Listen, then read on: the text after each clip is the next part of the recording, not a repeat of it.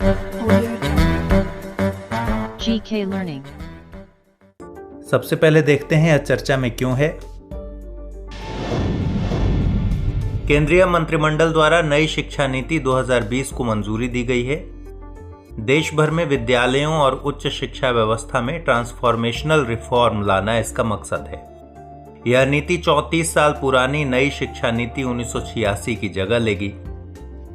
पूर्व इसरो प्रमुख के कस्तूरीरंगन की अध्यक्षता वाली समिति ने नई शिक्षा नीति के तहत शैक्षणिक सुधार का सुझाव दिया था। आइए अब इसके बैकग्राउंड को जानते हैं। नई शिक्षा नीति का प्रारूप 1986 में तैयार हुआ था और 1992 में इसे अपडेट किया गया था।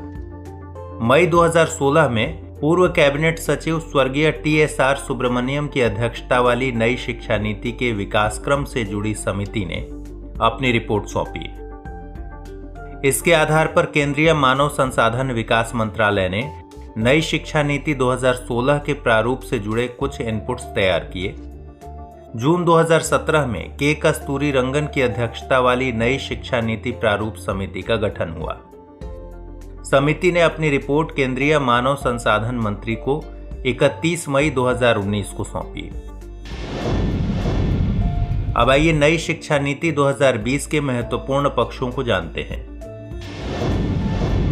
2030 के सतत विकास एजेंडा से यह नीति जुड़ी है। नीति के मुख्य स्तंभ हैं पहुंच, समता, गुणवत्ता, वहनीयता और जवाबदेहिता। प्राथमिक से लेकर माध्यमिक स्तर की स्कूली शिक्षा के सभी स्तरों पर सार्वभौमिक पहुंच सुनिश्चित करना इसका मकसद है। स्कूल छोड़ चुके बच्चों को वापस लाने के मकसद से अवसंरचनात्मक सहयोग और नवाचार युक्त शैक्षणिक केंद्रों की व्यवस्था पर जोर दिया गया है।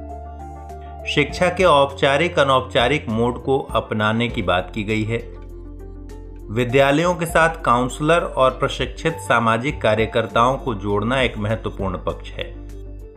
National institute of open schooling यानी NIOS और राज्यों के ओपन स्कूल के जरिए कक्षा 3, 5 और 8 के लिए ओपन लर्निंग की व्यवस्था की गई है। स्कूल व्यवस्था के 10+2 संरचना के स्थान पर क्रमशः 3 से 8, 8 से 11, 11 से 14 और 14 से 18 वर्ष आयु वर्ग वाले बच्चों के लिए 5+3+3+4 व्यवस्था को अपनाना इसका एक महत्वपूर्ण पक्ष है।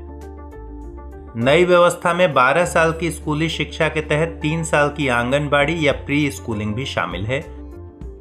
विद्यालय छोड़ चुके लगभग 2 करोड़ बच्चों को मुख्य धारा में लाने का लक्ष्य रखा गया है।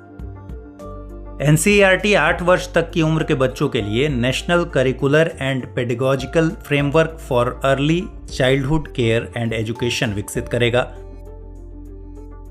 फाउंडेशनल लिटरेसी और न्यूमेरेसी को महत्व देने के मद्देनजर national mission on foundational literacy and numeracy स्थापित किया जाएगा। नीति में सभी विद्यार्थियों को ग्रेड 3, 5 और 8 में स्कूल एग्जामिनेशन में बैठने का जिक्र है। ग्रेड 10 और 12 की बोर्ड परीक्षाएं पहले जैसी रहेंगी। स्टैंडर्ड सेटिंग निकाय के तौर पर एक नेशनल असेसमेंट सेंटर परख, performance assessment, review and analysis of knowledge for holistic development की स्थापना होगी। नीति में गैर लाभान्वित क्षेत्रों और समूहों के लिए जेंडर इंक्लूजन फंड और स्पेशल एजुकेशन जोन्स की स्थापना की चर्चा की गई है।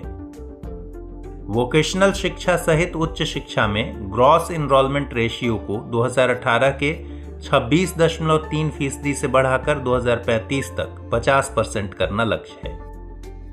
उच्च शिक्षा संस्थाओं में 3.5 करोड़ नई सीटें जोड़ी जाएंगी। IITs और IIMs की तरह multidisciplinary education and research universities MERUs की स्थापना होगी। उच्च शिक्षा के स्तर पर शोध संस्कृति और शोध क्षमता निर्मित करने के लिए राष्ट्रीय शोध फाउंडेशन का गठन किया जाएगा। संपूर्ण उच्च शिक्षा के लिए भारत का उच्चतर शिक्षा आयोग सर्वोच्च निकाय होगा। इसमें मेडिकल और लीगल एजुकेशन शामिल नहीं है। कुछ अन्य तथ्यों को देखते हैं।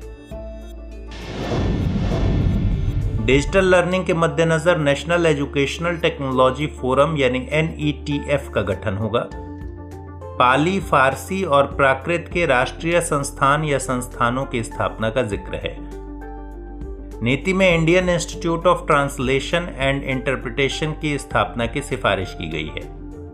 नीति में 100% युवा और वयस्क साक्षरता प्राप्ति का लक्ष्य रखा गया है। शिक्षा क्षेत्र में सार्वजनिक निवेश को जल्द से जल्द GDP के 6% तक बढ़ाने के लिए केंद्र और राज्य मिलकर काम करेंगे।